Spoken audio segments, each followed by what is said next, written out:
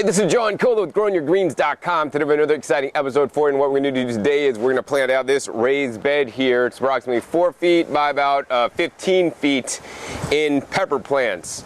So I'm going to take you guys through the whole process of pretty much planting out a bed, how I methodically space out my plants and make the soil mixture to actually top off my bed. And yeah, how I basically plant square foot gardening method and kind of modify it a little bit to meet my needs. And that's what I want to encourage you guys to do too, I mean, I might show you guys what to do, and it doesn't mean you guys need to exactly follow all my things, but there are some practices that I definitely would recommend you guys do for the greatest level of success. The other thing, a lot of you guys will be happy, I'm actually using a wireless mic today. Got a Bluetooth wireless mic by Sony. And so we'll see how this audio turns out. Also, this will allow me to actually put the camera up at on top of a roof and shoot down, so you can see the whole process, as I'm doing it. All right, let's go ahead and head over to my wheelbarrow, where I'm actually probably going to mix up some new soil to top off the top of the bed. So now I'm going to share with you guys how I mix up a new soil mixture that's actually going to go on top to fill this raised bed before I plant it out in peppers. I get this question a lot, John, what do I add to my raised bed after every gardening season? And this is pretty much what I do. Now, I'm going to give you guys a disclaimer, right? What I use to add after every season depends on what I have kind of like floating around here, and I strive to get as many different diverse inputs as I can use to add to the mixture I'm using. The more different kinds of things I could add, in my belief and experience, the more nutritious your soil is going to be, instead of just using cow manure or something like that. That's only one ingredient. There's only nutrients that are in that cow manure. Likewise, if you're only using rock dust, which, then you're great, you got some nutrients in the rock dust, but you're missing some of the other nutrients in some of the different items. So my main goal with making a mixture is try to diversify and get a lot of different kinds of inputs, some in different proportions than others, but get them in there so that they are in the soil and ready for my plants. I mean, the standard analogy I could give you guys is, if you're eating a diet, you don't want to just eat McDonald's every day, and I don't really care if you eat McDonald's. I don't think you guys should do it. I think it's very unhealthy food, fast food, junk food, processed foods, all this kind of stuff. But if you're going to do that, if you eat McDonald's every day, you're only getting the nutrients that are in the McDonald's food, instead of eating, the sugar snap peas that are behind in the trellis, or my different, herbs, achataba, lettuce, kale, collard greens, arugula, all the different things that I have growing in my garden. So I really want to encourage you guys to diversify in your diet, and also what you're adding to your garden. So this is pretty much my mixture. Let's go over it one at a time. The first thing I use, of course, is compost. The compost probably makes up maybe, at least 50% of my mixture. And I not just have one kind of compost, I have 3 different composts today. So this is my homemade compost right here. This stuff is just from my tumbling compost bins. My drawer form works really well. And I made this with all my food scraps and yard clippings. So we're going to toss a bunch in there. Next, what I'm going to use is another kind of compost right here that I got from the store. Actually, this is the Kellogg's all natural garden soil. And for those of you guys that are long-term viewers, thank you. When I originally installed the original beds here, I pretty much used this soil as my main soil, plus vermiculite, plus some peat moss and some coconut coir to add to my beds. And in my experience, based on how things grew, it grew very poorly. So this is why I no longer can recommend the Kellogg's all natural garden soil, although it's probably the lowest priced compost product you could buy. You guys get what you pay for it, and I don't have to tell you guys that. The reason why I don't like this stuff, you guys look at it, it's pretty much like a lot of unbroken down wood chips. And yeah, there's some compost in there, but it's mostly wood chips. So for that reason, I'm only going to add just a few handfuls, because at this point I'm trying to get rid of this stuff. I bought it for a couple bucks because it was like a broken bag at Home Depot, and I can't resist buying some really cheap compost, but nonetheless it's not that good. So I'm just adding just a little bit every batch, just to get rid of it. But what I will add in a much greater proportions, which is another fine compost, is this stuff right here. Now, if you guys are looking for the best soil, bagged soil product available in a store, this is the product I would recommend you guys. Now, I don't necessarily recommend you guys go out and buy bagged soil products. I think, it's really not cost effective and not the best way to do things, but depending on where you live in the country, it may be your best option.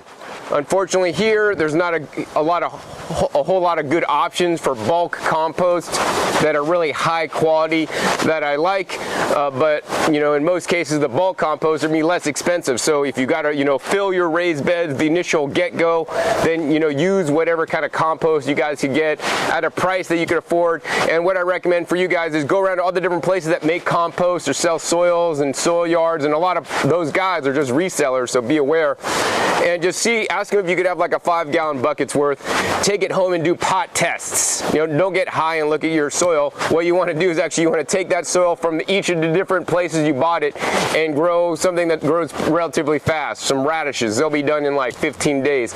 And grow the same radish seeds, maybe a couple radish seeds in each basically compost that you're considering buying, and see which one grows the radishes better. Also ask them for nutritional assays. They should have standard nutritional assays of what the NPK ratios are in the compost or soil mixture they're selling you.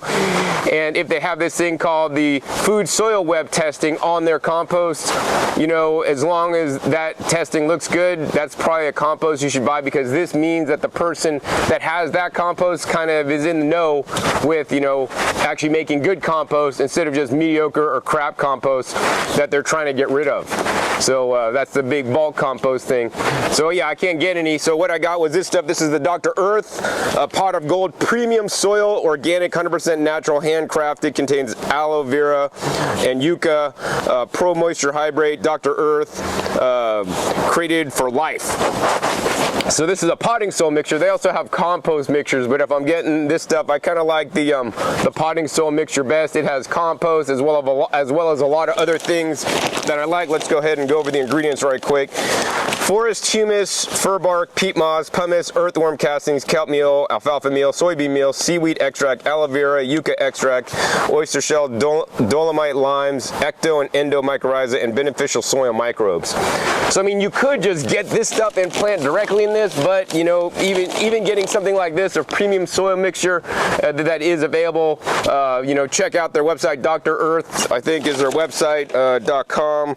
Yeah, drearth.com, and check out where it is available near you. I believe that the True Value hardware stores, near you, either stock this or they have it in the regional distribution warehouses, and you could order it online and then have it dropped off at a local True Value store so that you could get your hands on some of the best bagged soil that I found. So yeah, now we're going to go ahead and add about equal amounts of this stuff as my own homemade compost, because I like it so much. And look at this stuff, man. This is nice, rich, dark, and black, unlike the stuff that I just added that's full of wood chips. This is nicely broken down with fine particulate, so that's really good. So yeah, we got the compost aspect in there. Oh, and we got another compost that's very important to add. That's over here. Now this stuff is even more difficult to find. If you're lucky to live in the Houston area, Texas, there's a really cool place that I visited that makes the fungal dominated compost, which is basically composted wood chips done at low temperatures, which creates more of a fungal dominated base.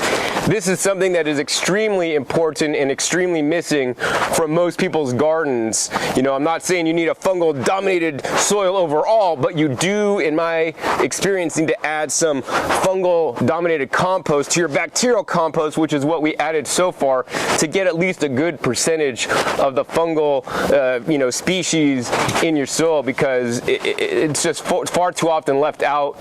And one of the best places I ever went was my friend's place in Portland. I'll put a link down below. I'll also put a link to the place in Texas that sells the fungal dominated soil. they have the largest leaves that I've ever seen, and they basically just decompose wood chips on their property and make their own fungal dominated soil. So that's the best way to do it if you can't buy bag products, or if you have a lot of space. I don't have a lot of space to dedicate to making fungal dominated compost here, so I just buy the stuff. There's many different brands. The one I like the most so far is Biologic Systems. This is a biologic soil primer derived from wood chips. And so yeah, hopefully I'll visit Biologic pretty soon. I have a video on them. There's also other ones like Alaskan Humus that may be available in many hydroponic shops. And let's see, there's Boogie Humus is another one, California Humus. So yeah, we're gonna add a bunch of this stuff in here. And the fungal dominated compost, especially important if you're gonna basically be planting trees. You want a lot of this fungal dominated stuff. So those are all the main compost, four couple kinds of compost that I'll be adding, and the more the better. You know, if I had other different kinds, I'd probably be adding these in too. So the next thing that I'm gonna add to my soil mixture, very important, is this stuff. It's the Worm Gold Plus premium worm castings. Now this is not the same as just standard worm castings. The Worm Gold Plus worm castings are fed a special diet. So the worm castings are high in basically cellulase, degraders, and chitinase, which may give your plant some immunity against disease. So we're gonna go ahead and add this whole bag in here. This was a total of 8 pounds into this mixture. I'd add more if I had more, but this is about all I have at this point. And you know, all these ratios that I'm doing are I'm just eyeballing it, right? The cool thing is about the gardening style that I use, you know, organic, biologic, you know, mineral-rich gardening, is that you can't really burn your plants with all these things. You know, now I wouldn't put a ton of, I know some of the things coming up next, but you could put a ton of rock dust in it, and as long as you got enough compost in there, it's probably not gonna be an issue, right? So let's see here. The next thing I'm gonna add besides that stuff, we got my favorite products here. These are the John and Bob's products. So they have a couple different products. This is the Optimized Soil Optimizer. And we're just gonna go ahead and add these. I've been using these for years, and this stuff just works really good. We're just gonna go ahead and add a whole bunch into this mixture.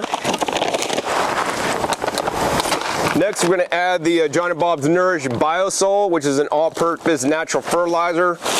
Once again, add this stuff in there, and it'll all get mixed up. Final John and Bob's product we're going to use is called the Maximize. This is microbes and minerals. So this is a type of rock dust infused with microbes in there that are very important. So now we're going to go ahead and add this in there. And sometimes some of these things kind of get balled up a little bit and you get little clods. And I don't like clods because what happens when the clods, they don't really do much. So I try to like get in there and, you know, break it all up into the fine powdery dust that we want instead of big chunks, right? All right, so once we got all the John and Bob's products in there, let's see what else we got over here.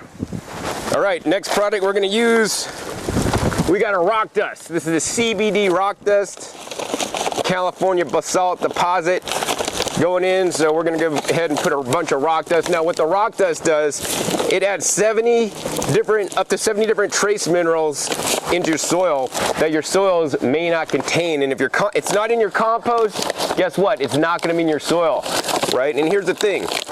However your compost was derived, so for example, my compost was derived from things I grew on my property, also, you know, just mostly organic and small amounts of conventional produce that were grown with a limited palette of minerals. So if you're composting products like animal manures that have been grown on chemical fertilizers, it's going to have a small spectrum of the trace minerals and not 70 to 90. So this is why it's so important to me to add. And I see the results, and I know a lot of you guys have seen results when you guys use the rock dust, and still a lot of you guys don't believe in it. If you don't believe in it, great, don't use it. I don't really care what you do. You know, it does cost some extra money, right? And I'm not gonna tell you it doesn't. You could get rock dust for free or cheap near a rock and stone quarry. You know, oftentimes you don't call them and ask them for rock dust though, because you're not gonna know what the heck you're talking about. Basically, you just want the, when they grind the rocks up into different particulate sizes, you want the smallest particle size, even if there's still pebbles in there. It can be really inexpensive, right? It's basically a waste product of the rock and stone industry, you know, when they do aggregates and mine rocks out, right? But it's amazing to use in your garden, and I want to encourage you guys, before you knock it, try it, right? And don't just try it one season. Sometimes rock dust takes a while to break down from the microbial action, and especially if you're not adding some of the fungal dominated compost and some of the different composts and different kinds of compost with different microbes, the microbes and minerals product, it may not break down as quickly, so you may not get the results. But once it breaks down, oh my God, you will see the results. You'll see plants and your fruits and vegetables that taste better. They'll be, you know, they'll grow larger, and they'll have a little bit more pest resistance that I've noticed. All right, so besides that stuff, I think that's all my individual bag products. Oh, got one more individual bag product right here I want to go over. We got this stuff. This is actually called the Natural Guard, and the only reason why I have the Natural Guard today is because actually it was on sale at my local feed store. It was originally $13.99 on clearance for $4.78. So let me tell you, I'm a whore when it comes to like cheap organic soil amendments. I'll like buy them all and stock up on all of them. So I bought like 20 bags of this stuff, loaded up my car with 20 bags. Each one of these bags is 20 pounds, so $5 a bag, 20 pounds. That's a really cheap price. We're gonna go ahead and open this guy up. And what this guy is, as we pour it out, this is actually soil humates derived from leonardite, I can't say that word, whatever. And basically this is gonna add additional minerals and nutrients into the mixture, you know. This is not a substitute for rock dust, but I think this should be used in addition to the rock dust, right? And we just added a bunch in there just to make sure we got it in there. And we're gonna mix this mixture up in just a minute. All right, so that's pretty much all the bag products. Now I have some products over in the underneath the shed area where I actually just put them all into one bucket because I use a lot smaller ratios than just pouring out the stuff like it did. And basically what I did was I used this little pot, or like it looks like one of those red, you know, cups for drinking beer out of. I use different scoops of these. So like I have like, I don't know, 5 different kinds of rock dust powders in here, aside from the microbes and the minerals and the CBD rock dust that I've already added. I have things like the azomite, a couple different, 3 different kinds of rock dust from Rock Dust Local, and also another kind of rock dust out of Canada. So I got lots of rock dust in here, basically one of these scoops of each one. And let's go ahead and pour this out so you guys can see the colors on this and all the different things in here, and I could describe what they are. Yeah, I do encourage you guys wearing a mask. I'm trying to do this carefully so I'm not breathing a lot of this stuff in. So as you guys can see, we have a spectrum of colors in here. The first stuff is the Coconut Coir by the Wonder Soil Company. Next, we have some perlite in here just for a little bit of extra aeration.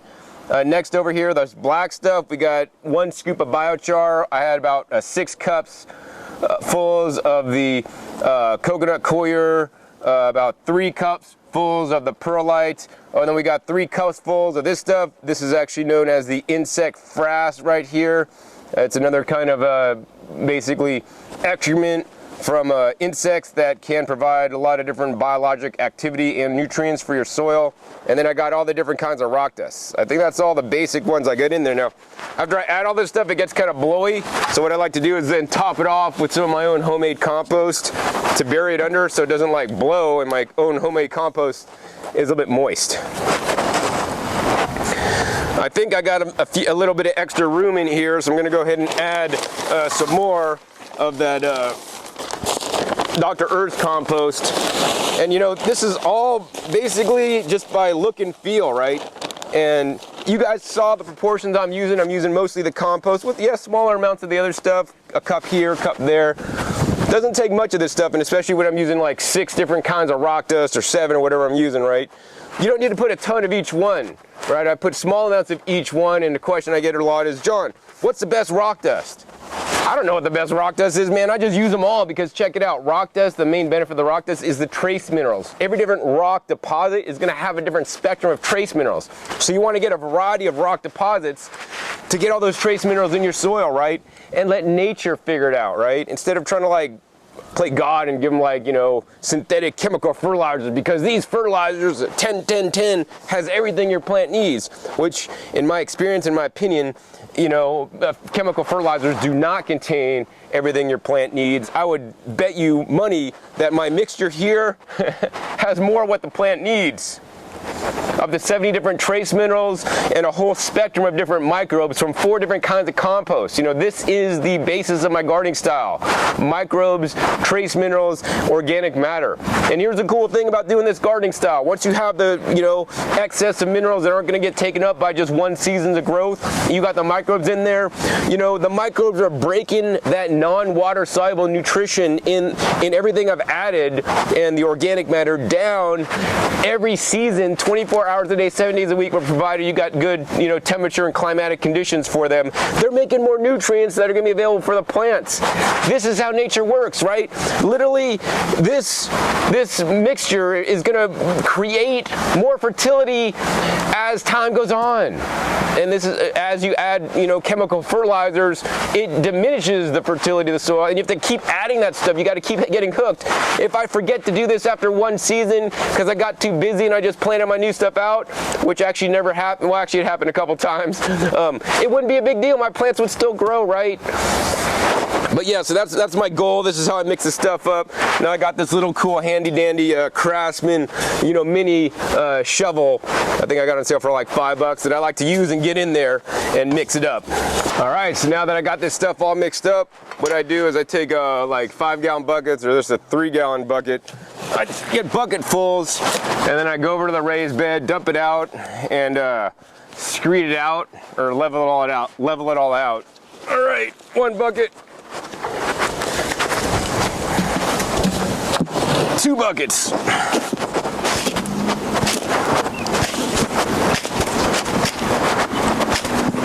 All right, let's go ahead and prepare this raised bed.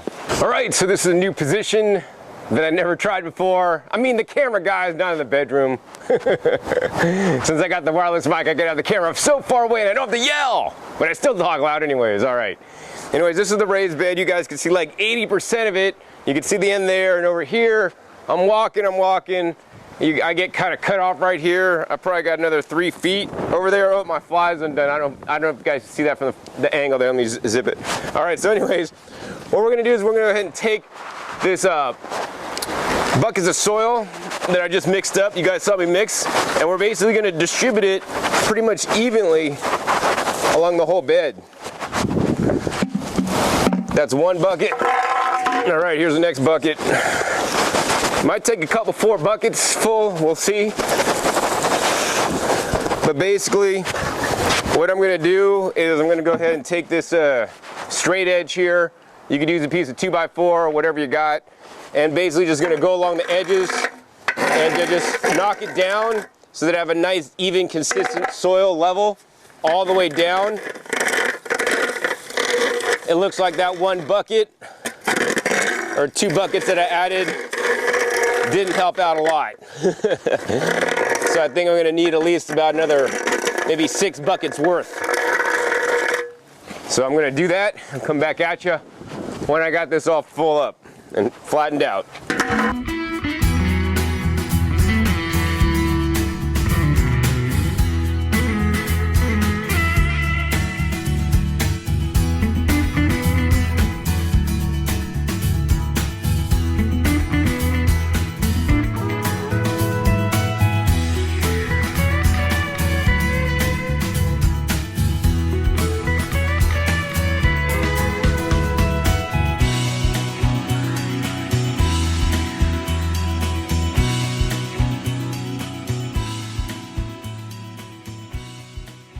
So as you guys can see, got it all leveled out there. Looks pretty good. Kind of ran out of soil. I used everything that was actually in that wheelbarrow, and then actually had to grab some more compost that I had lying around. Next step, it is so blowy today, I'm gonna go ahead and water this down so the soil kind of stays in place instead of blowing away all my expensive rock dust. It's probably best not to do this on windy days, but you gotta deal with the weather, you know, and this is the day I'm out working in the garden, and that's all right. So yeah, we're just gonna wet this down before we move on to the next step. So now I know what you might be thinking. You might be thinking, John, do you really have to like level it all out and make it all perfect? Well, you don't really have to. You can leave it all jumbo mumbo, but you know what I like to do is level out the soil and raise it up to the top of the bed. This gives your plants the most, basically, home to put their roots and spread their roots. Also gives you the most nutrition in the bed. You know, I hate when I go to places and their beds are this high and their soil levels, you know, still like 2 inches up from the top.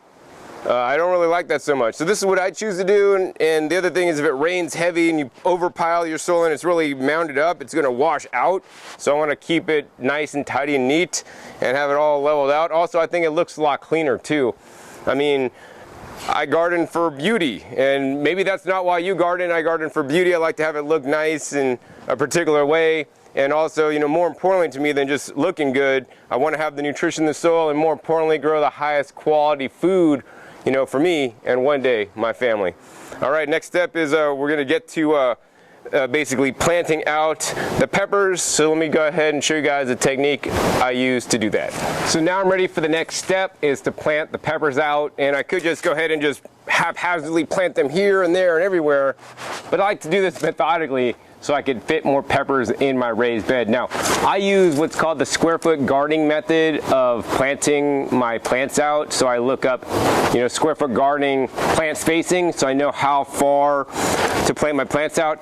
Now, square foot gardening spacing rules say that peppers should be planted every 12 inches or 1 per square foot. So if this is 4 foot by 15 or 16 feet, I could basically plant 4 rows of 15 or 16, so that would be like 60 plants. And actually that's what I did in the lettuce bed that the camera can't see right now. But I want to plant peppers a little bit tighter than that, so that they basically shade out the ground in the summertime. And also I could fit more peppers in. So how I'm going to do this, I'm probably going to have, instead of 4 rows, I'm going to basically have 5 rows evenly spaced out. And the materials I will need to do this are, number 1, a yardstick. I have about a half a yardstick because it broke. 25-foot tape measure, a bunch of small stakes, and I got some jute twine. So this is going to be indispensable. So what we're going to do is we're going to go over to one side and figure out my spacing. So now I'm on one of the edges of the beds, and what I'm going to do is I'm going to go ahead and take the tape measure and measure the bed from the soil to the soil and to the end. The inside measurement, it's 43 inches total. I would have liked to have this 48 inches total, but just the way these blocks were configured, I got 43. So I can't really do like 1 square foot spacing, so I'm gonna have to like tighten that up a little bit. Now what I want to do is like figure out the center point. So to do that easily, basically I'm going to go ahead and bring this in about a ½ inch on both sides. So then it's like the tape measure is reading kind of like 42 inches. And I could easily do math on 42. And I'm sure if you're into geometry, algebra, or trigonometry, or whatever they call it, you would know the formula to figure out the midpoint and the exact spacing. I'm not like that at all, so I just kind of do what makes sense. So anyways, half of 42, that's easy, it's 21. So I put a stake at the 21 point. This is my middle line, maybe my middle row. Then what I want to do is like go halfway in between. So between 21 and 42, well, guess what, genius? That's 21. So half of 21 is, what is that? 10 and a half. So we're going to go 21 to 31, and then we're going to go half right there. And then we're going to do the same. Basically on this side, we just go to 10 and a half. So now this would be good if we had 3 rows and we planted very at the edges, but I don't ever do that. So these aren't the exact rows we're going to use. What I want to do now is maybe like, I don't know, what am I going to do now? What I want to do now is actually I want to go in maybe probably about 4 inches from the outside on that side. And then we're going to go 4 inches from the outside. So now my stakes are at 4, and 38. So that's basically, let's take out these, we didn't need them. So now we're gonna go halfway between these two stakes, and I think that's gonna be about 8.5 inches or so. 1, 2, 3, 4, 5, 6, 7. It's 29.5. And then we go 1, 2, 3, 4, 5, 6, 7, 8.5. Yep, that's it. So 8.5. So we're gonna go 8.5. 1, 2, 3, 4, 5, 6, 7, 8.5. So now, as you guys can see, these are our row markers. 1, 2, 3, 4, 5 rows we got, and then we'll have plants spaced out maybe every 10, 11 inches all the way down. What I'm going to do next is actually go ahead and take my tape measure to the other side and repeat this exact spacing. This is a very critical step for me. So now that I got the stakes on either end, we're going to go ahead and take our jute twine, and we're basically going to tie a loop off at the end. And what I'm going to do now is basically pull a line, like a chalk line if you're doing drywall or whatever. And we're just going to go ahead and pull a line. So now these are going to be my exact rows, and then next I'm going to go ahead and figure out the spacing for each row. So now you guys can see I got a line pulled. Now this is my first row, so now what I like to do is figure out the spacing for each row. And you know, the maximum is going to be 12-inch spacing if I want to like have a good amount of spacing. I'm going to see how many plants I could fit in at maybe 10, 11 or 12-inch spacing. I want to try to maintain that 12-inch spacing, but I want to also fit in the maximum amount of plants. So for this, what I do is I take the tape measure and go this direction, and then I try to do some mathematical equations to see how many plants I'll be able to fit in. So basically this bed is 200 inches long, so we're going to go ahead and get out the good old trusty calculator on the iPhone if my battery doesn't go out before I get to do it.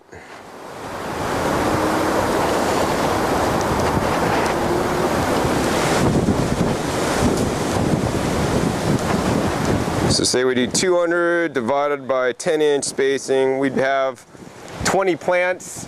That seems like a bit much for me. We're going to go ahead and do 200 by 11-inch spacing. All right, that seems about right. So I'm going to go ahead and get 18 plants in on one row with 200 inches. All right, so I decided to have basically 17 plants in the row instead of 18, because if I did 18, I'd come in only 1 inch. And at 1 inch, it's pretty close to the wall, and I didn't want to have like a plant that close to the wall because I may not get the water with this AquaJet system.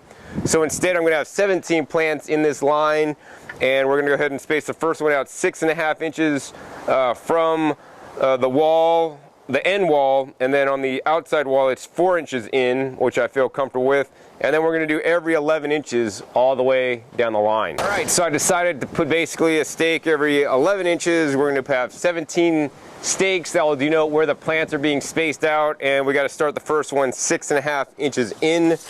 Once I got a stake at the 6.5 inch in point, what I'll do to make it easier is I'm going to go ahead and move my tape measure down, and we're going to start my tape measure at the 0 point. So now all this means is I'll need to stick a stake actually every 11 inches. So we just need to go to 11, 22, 33, 44, and this is where, you know, your multiplication tables from grade school come in really handy. At least I didn't forget those.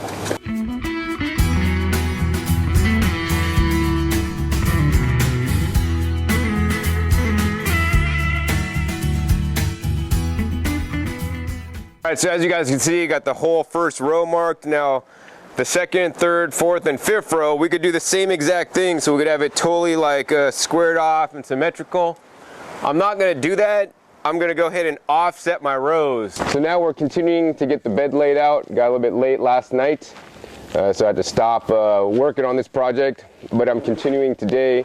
I basically got 3 of the rows laid out, and what we're going to do is we're going to stagger the planting. So instead of doing like, you know, all symmetrical, like you know, one plant here, one plant right there, every other row is going to be like, you know, halfway in between. So this way, instead of just the standard 9-inch spacing between them, if I just laid them out in a grid format, because I'm going diagonally, the spacing is 10 inches, you know, from row to row, and then 11 inches from plant to plant. So that's, you know, a little bit shy of the 12-inch spacing from square foot gardening, but this allows me to get one extra row in here and, you know, grow a lot more plants. So I guess the next thing I'm going to do is I'm going to go ahead and start showing you guys how I dig holes and plant this bed out. So now I want to share with you guys how I plant out my little starter plants from a 6-pack. And you guys don't need to necessarily do it like this. This is the way I do it, just because I find it's like the quickest, most efficient way and works the best. So what I like to do is once you have a placeholder like the bamboo stake, I pull it out. I'm left with like a little hole. Then I take a bulb planter. Yes, I know I'm planting plants and not planting bulbs. So bulb planters I really like a lot because it allows you to move pretty much the perfect amount of soil. So we're going to put it right around that circle and spin this down. And I have my bulb planter marked with some electrical tape so I know the depth to go for most of my transplants. Pull this up, all the soil is contained inside. I then take a bucket, tap it out, nice and clean, ready for the next shot. Then what we do is we go ahead and carefully take out one of these transplants. And check out that nice root structure on there. Perfect time to be planting it out. There's like not too many roots and they're not really wrapping around. The ones that did hit the bottom, I'm gonna kind of tease them out a little bit, kind of like teasing out that 70s hairdo. And then what we do is I go over the soil that I just knocked out of that hole, and I apply what's in this little shaker, oversized herb shaker.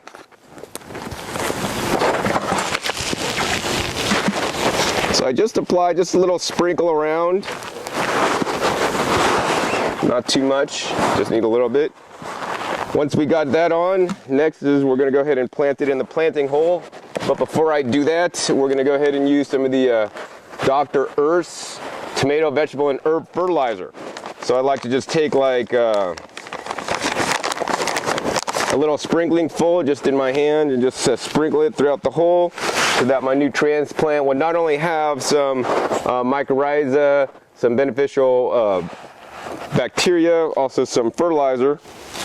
Put that right in the hole. Sometimes if I'm too deep, I want to make sure that the level of the soil is the same level as the soil that I'm transplanting. So I might knock a little bit of soil in there to make sure that we're going to be at the proper level. Then we're going to take some of that soil that I just knocked out and carefully fill it back up in there.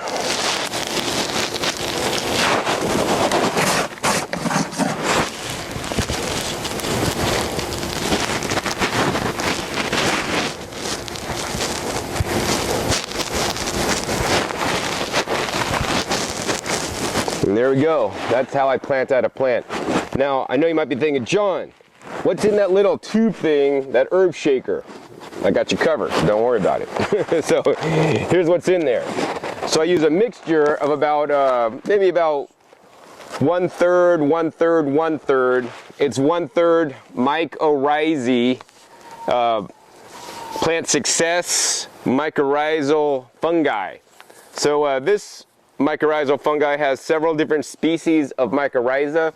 I know there are different mycorrhizal, products that have like one species and the dominator species and all this kind of stuff. And once again, like I talked about mixing up the soil in the garden, I want to encourage you guys to have a diversity in mycorrhizal species. Maybe one of these species is going to become dominant over the others, and that's great, but that's what my soil and my climatic conditions are good for, right? And this way, by providing more species, you're just going to let them figure it out instead of us trying to play like God and, oh, you're only going to have one species because that's what the dude selling the stuff says, right? So yeah, I like the mycorrhizae product. Been using that for years now. In addition, besides just the mycorrhizae, which is predominantly, or all mycorrhizal, which is a fungi, I also want to get some beneficial bacteria in there. I have used other products in the past, but the one I have right now is a Plant Success Solubles. This is a premium mycorrhizal inoculant with trichoderma, beneficial bacteria, seaweed, and humic acids. So this also adds a layer of nutrition, but also it has many different kinds of bacteria, including the Saccharomyces cerevisiae, which is something actually I eat because it's a yeast, in here. So I like to add that. And then in addition, I like to add this stuff, the AquaSap Pure Seaweed Powder in there. And once again, I just put a small sprinkling on the roots. You don't need to use a lot. And I know there will be some of you guys that said, John, you put too much. All right, I put too much maybe. I don't really care because you're not gonna be burning with this stuff as long as you don't like douse the stuff in there. So yeah, and some of the studies and testing I've seen is that the AquaSap, you know, can help increase the growth and increase the yields. So that's why I use those three things. And you know, sometimes I don't have these three items, I have some other different bacterial inoculants or whatever, and I'll use that stuff. And of course I added the Dr. Earth's, you know, organic fertilizer, and I'm not relying on fertilizer for my fertility. As you guys saw earlier, I'm relying on all the other things. This kind of just gives my plants a boost because they're coming at a transplant shock after they got transplanted. It's like, you know, packing up your house and moving to another state, right? And so you gotta get adjusted, right? So I just give them some of this stuff that's gonna help them, you know, get adjusted and just, oh, we got some nice nutrients. Oh, we really like our home now. Oh, we got all these beneficial microbes and bacteria and fungi that are helping us take up some of the rich nutrients of the rock dust and the organic matter in the soil. So yeah, that's basically it. I got a lot more work to do. That was the first one out of probably like, I don't know, maybe 90 plants, 90 plus, maybe almost 100 plants that I'm planting out in this bed. So I better get to work. All right, so as you guys can see, I got the bed planted out here with all my peppers at the designated spacing. It all went to plan, really easy, just like how you saw me plant one. I thought I'd save from planting all 88 of them on the video and to make the video extremely long. That's pretty much the end of this video. I gotta put up a little fence around so my dog doesn't, like, you know, walk through here and poop on my stuff or pee on my stuff and all this stuff. And then the other thing I'm gonna do is because, you know, the peppers, they're relatively slow to take off and grow really big. I got a lot of space in between. Now, another reason why I'm planting so closely is so that the leaves fill out and basically cover the soil. And this is what I call a living mulch instead of just mulching. But even the compost, you know, acts as a protective barrier from the other compost down below. Now, because it will take some time to grow up and get really big, what I'm going to do in the meantime, maybe tomorrow, the sun's going down right now, I'm going to plant these guys. So these are Johnny Select seeds. I got microgreen seeds. These are Hong Vit radish for microgreens. So I'm likely going to take some of these radish seeds or some other radish seeds and plant them like in between the plants, in between the rows, maybe like one in between all the plants and all the rows. So I will have some tender radishes in about 30 days, and I'll have microgreens in about 10 to 15 days, and also the leaves from the radishes if I want to harvest them as well. So I'm getting, you know, full production out of my bed instead of just letting the, you know, peppers grow until they start making some peppers for me to eat, which will be actually probably a few months. So in any case, that's the end of this episode. Please let me know if you guys enjoyed more mixing up the soil in the beginning of the video, or more about how I, you know, methodically lay out and plant my beds. Please post your comments down below so I'll know, because I'm kind of curious about that. Also, be sure to click that subscribe button right down below for updates on my garden and how it's growing this summertime. And also be sure to check my past episodes. I have over 1,100 episodes now, educating you guys on all aspects of how you guys could grow your own food at home.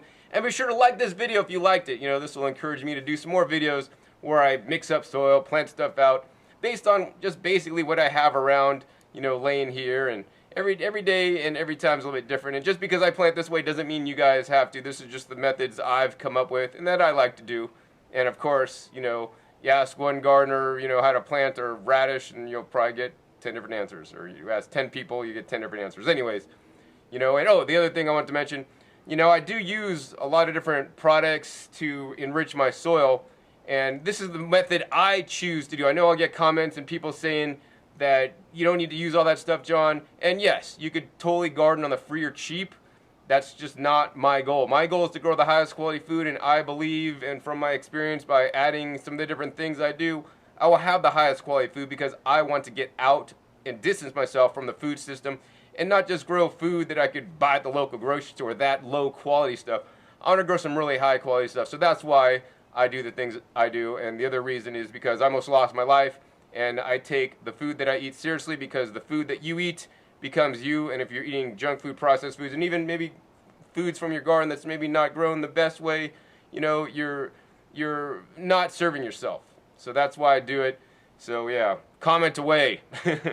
Hope you guys enjoyed this episode. I gotta run, gotta get to the post office, ship a few things out. Once again, my name is John Kohler with GrowingYourGreens.com. We'll see you next time, and until then, remember, keep on growing.